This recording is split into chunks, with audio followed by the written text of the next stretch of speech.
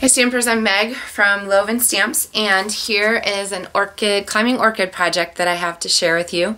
And this one is really fun for me. When I was growing up, I grew up in Cleveland, and when I was growing up we used to go to the Roosevelt Park greenhouse all the time, and I have super fond memories of it. So in my blog post for this video, I actually found some pictures of the garden center that you can take a walk down memory lane. So if you haven't been there, it's free. It's in downtown Cleveland, and it's a beautiful, sort of untouched by time kind of place. I haven't been there for years, but the pictures I found on TripAdvisor and so forth look exactly like I remember from growing up. So climbing orchid card, trip to Cleveland, we'll get this all going. Let's get stamping. Okay, we'll set our directions aside, and first thing I'm going to do is fold my Berry Burst cardstock in half. I love this color. It's one of the in colors that came out this past summer in June. So if you don't have it yet, that is a great thing to add to your collection. And then I have a piece of this Fresh Florals Designer Series paper, also in powder pink. And I'm going to go ahead and put this sort of at an angle here on our card backing. All right. That brings me to our stamping pieces. So I have this big piece of Whisper White, and I'm going to be stamping on this with photopolymer stamps. So I'm going to go ahead and put my paper piercing mat underneath so I get a really nice image.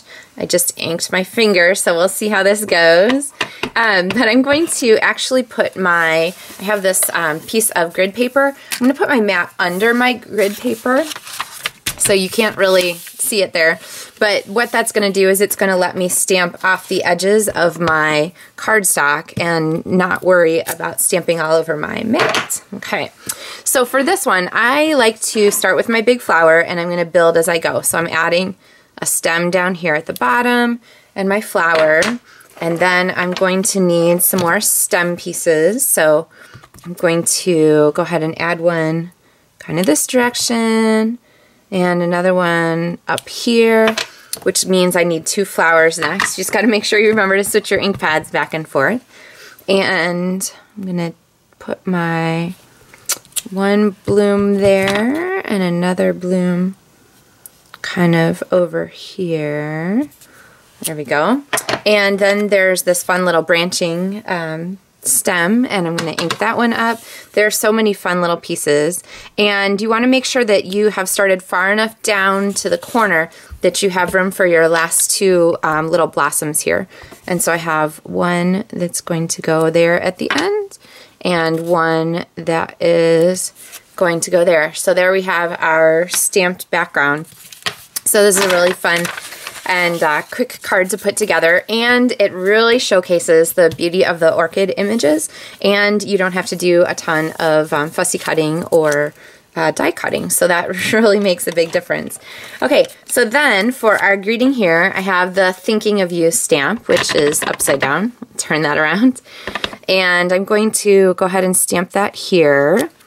And then I'm going to trim, because I think this banner is a bit oversized for the greeting and the dimensions of our cards. So I'm going to give that a little banner tail, and then I am going to layer this here onto our silver. But before I do that, I want to show you how I added the ribbon to this card. So I like this sort of layering look where it pops out the side.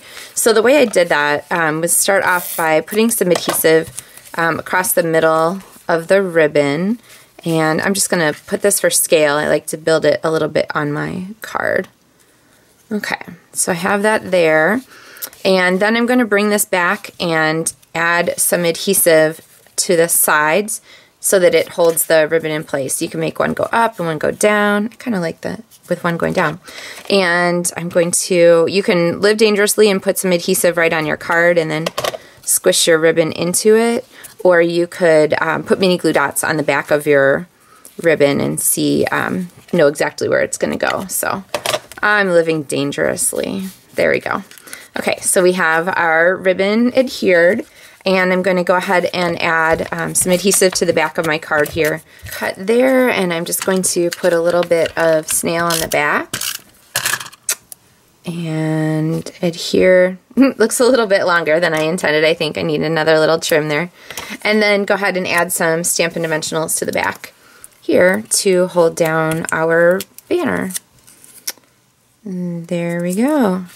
So fun how the little greeting sort of overlaps here, how the ribbon, everything's a little bit, you know, scattered, and like everything's just fallen fun onto our card. So let me show you my inspiration for this card. Actually came from one in the Stampin' Up catalog, so you can kind of see there. So of course, for every stamp set that's in the catalog, there are one or more ideas on how to use it. And really, this one actually even shows this fun idea here for turning the orchids into an actual little planter. So all kinds of fun things that you can do with this gorgeous stamp set. Whether you want to die cut or not, it's a great one for you.